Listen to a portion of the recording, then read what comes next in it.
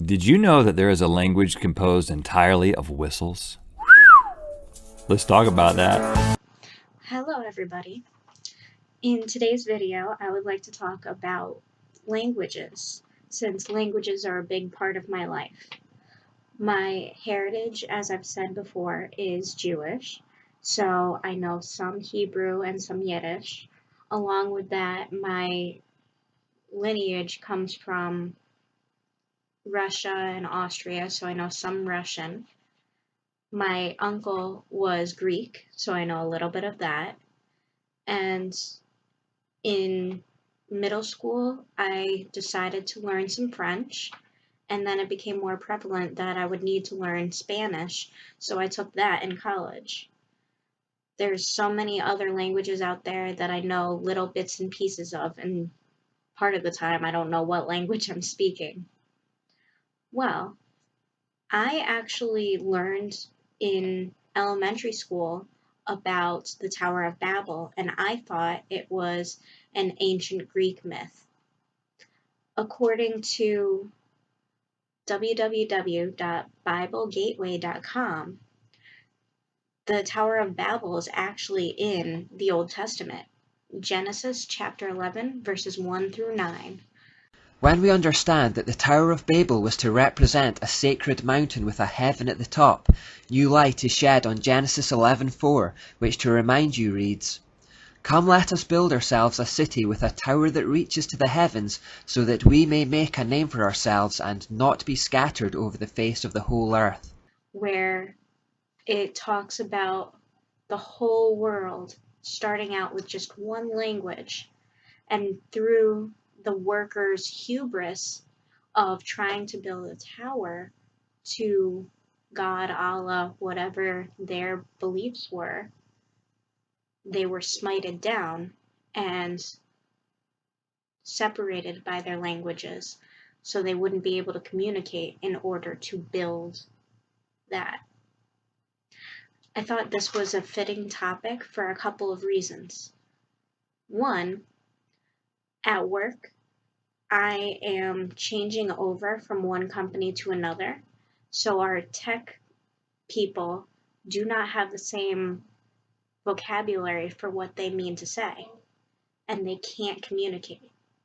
Number two, there were two different articles in the paper about schools adopting language programs for their younger students. Through www.worldometers.info/world-population/ the current world population is somewhere around 7.4 billion people.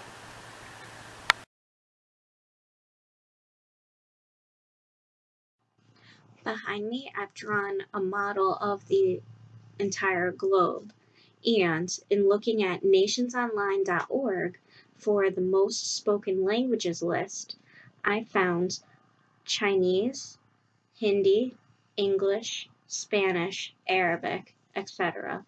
for their list of most used to least in the entire globe. So seeing that, I looked at the population for China alone, seeing as how China was number one, and the Chinese population is 1.4 billion people, which is approximately 19% of the world's population. So that brings us to our first article.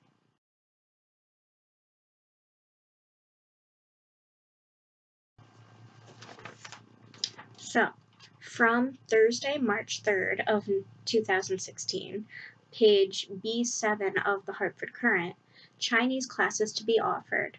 Starting next school year, 6th graders can choose between French, Spanish, and Chinese in West Hartford, Connecticut. So I thought that was interesting because when I went to 6th grade, foreign language was not an option. 7th grade, you could choose between French and Spanish. And I believe in 8th grade they added possibly German, but not Chinese.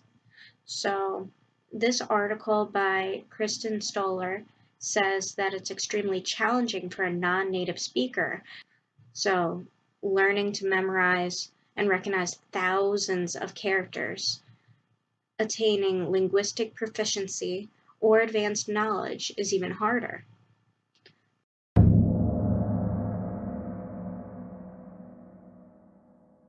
Let's talk about Chinese characters. They look tough and scary with all their random lines, swoops, and slashes, but they're not actually as difficult as you think. They're just very different from the phonetic alphabets that Westerners are used to. With alphabets, letters act like building blocks that combine to form words. When you see the letter T, you know it represents the sound T.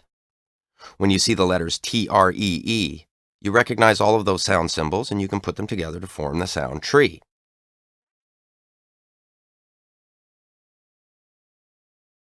Chinese is much different though. It's a pictographic writing system, not a phonetic writing system. Being a pictographic writing system means that Chinese characters are pictures, like Egyptian hieroglyphs. So when you want to write the word tree, you don't have to bother with writing letters so the reader can sound out the word. You simply draw a picture of a tree. It's that simple. That's how a pictographic writing system works.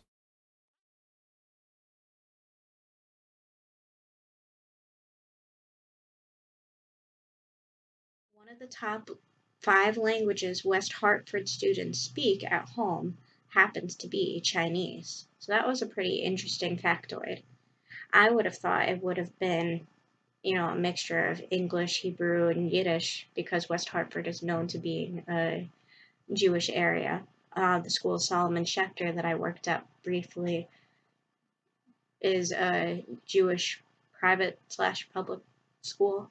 So this article talks about not being ethnocentric, hoping to look at things from different perspectives when studying Chinese.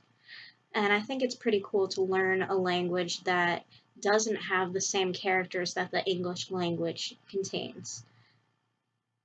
Chinese characters may start out with a few lines and then grow, so each character could be a sentence itself. And it's really interesting to me as a non-native speaker, a non-learner as of yet of that language. I've got 14 words that should be in the English language. Let's talk about that.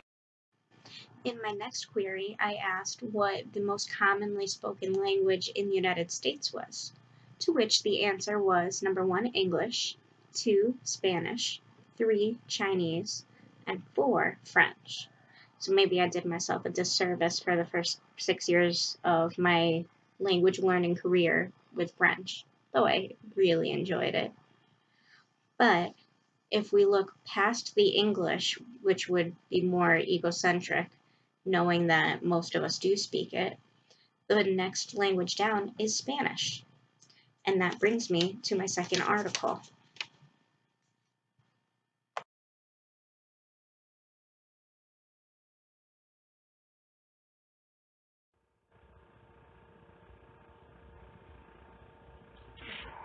From Friday, May 27, 2016, also page B6, K through 12 Spanish classes proposed, modeled on other schools' programs, and this is from my hometown of South Windsor.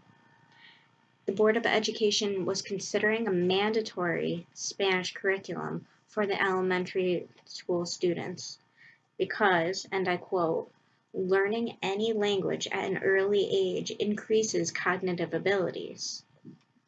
What I learned in some of my linguistics classes was that babies can discern so many more sounds that an adult can. And once the brain is fully developed, you may not be able to discern the same number of phonemes or sounds as a younger person. So I thought that was pretty interesting. The article goes on to say part of the strategic plan was to develop a proposal for a possible elementary instruction program, and Spanish was chosen because it was the most popular language. But I thought the reasoning was based on this finding of most spoken languages in the United States. The vocabulary I would like you to take away from this is hubris, a noun meaning the excessive pride or self-confidence.